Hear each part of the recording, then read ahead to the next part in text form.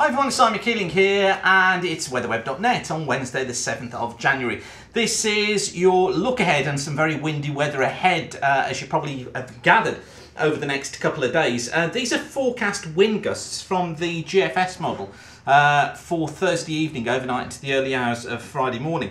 And I have to say I've never actually seen a wind speed gusting that high on the models, showing 108 mile-an-hour gusts to the west of the Hebrides during that very latter stage of Thursday evening overnight to Friday morning. I've got to say that I think there's going to be much hype surrounding this system. Yes, there could be 90 mile-an-hour gusts across northern parts of Scotland, but I think we've got to keep it in context as to exactly how quick those speeds are. That's the forecast wind gusts for the early hours of Friday morning.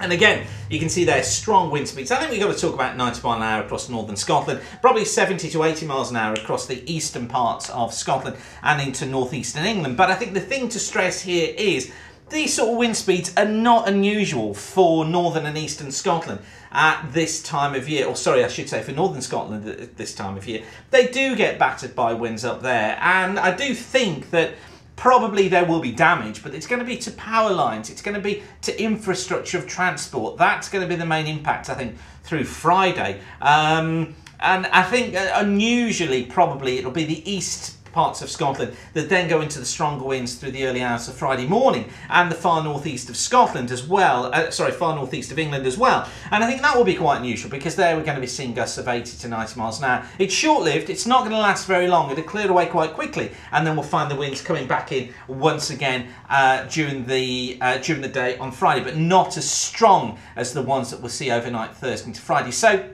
you're going to see lots of hype, but, you know, let's just keep it in context as to where we are with it. I just want to show this one as well, the evolution of this system. This is from weatheronline.co.uk. It's the GFS maps. And you notice here, look, there's the low pressure to the north of Iceland. It's that drives the winds over the next couple of days, brings a ridge in. And then, look, there is that area of low pressure off towards the west of Scotland.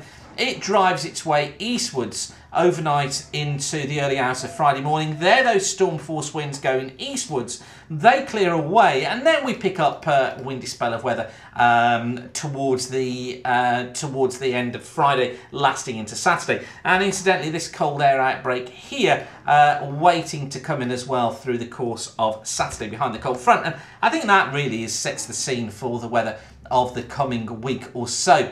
Just right to the end of the model run, this is the forecast for 2 weeks on Friday, 23rd of January. And again, look, it's trying to bring in this cold blast from the north, trying to bring this ridge off towards the east from high pressure north of the Azores and across Greenland. So it's still indicating this idea of cold weather towards the end of January. Interesting as well, just to take a look at the jet stream, show you what's happening here. This was as of this afternoon. There's the jet this afternoon. But just watch what happens to it as we run the sequence through. Notice the jet coming down through the UK, hence the reason for the stronger winds. There's the little trough feature, look, that spins up and comes through during Thursday night into Friday morning. And then we're left with the jet stream over the top of us through this run. It buckles, it blows around, but basically it's over the top. So the unsettled weather continues. Temperatures vary between milder and cooler as well. And what we find, look, eventually during next week is the jet slipping south. So then it powers through here. We need to watch out for little areas of low pressure, such as the one we see over Thursday night into Friday morning, just spinning up in the jet.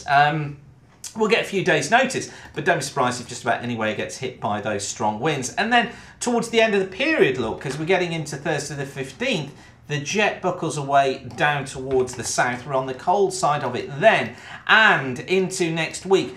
This is what we've got to look for, these building ridges in the jet, because they will pass through. They'll force colder air down into the med here, forms these cold pools in the med.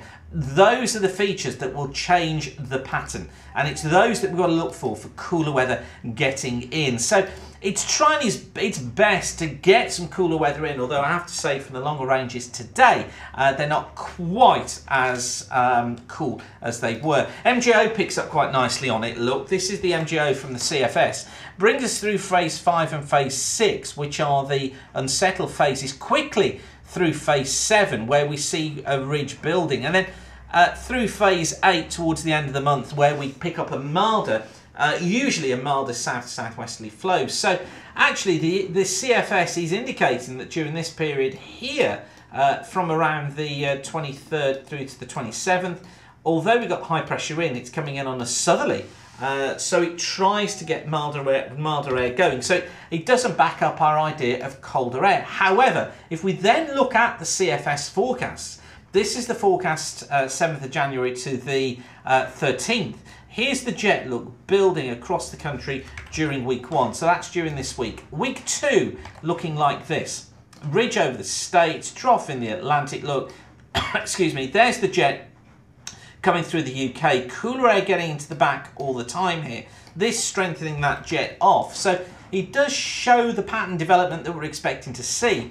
And week 3, this is classical of the MGO into its phase 7, phase 8 mode. Higher than normal heights there through North America, through the northern parts of Europe, and the jet coming in more as a northerly, so bringing in more northerly winds through the country during that week, 21st to the 27th. And it actually tries then to feed up some milder winds from the Atlantic, coming into this cooler air that's coming in off the States during week 4, 28th to the 3rd of February. Strengthening the jet once again, bringing a return to those unsettled westerly conditions, but not particularly that cold. So what I'm going to still go for is this idea that we've been talking about. We need to watch for cold coming in somewhere around the 17th or 18th. It may not be that sort of 10-day hit that I thought. It may only take us up to the 24th or the 25th before it then goes milder and more unsettled again after that. But this is the period that we need to be watching carefully for the cooler weather coming in, and it's the operationals really that we need to be keeping an eye on now. So I'll leave you with that for now. Lots to be going on with. We'll keep you updated, of course, on the storm situation for Friday night, for Thursday night to Saturday morning. But for now, whatever you're doing, thanks again for watching weatherweb.net. Keep the sun shining, and bye for now.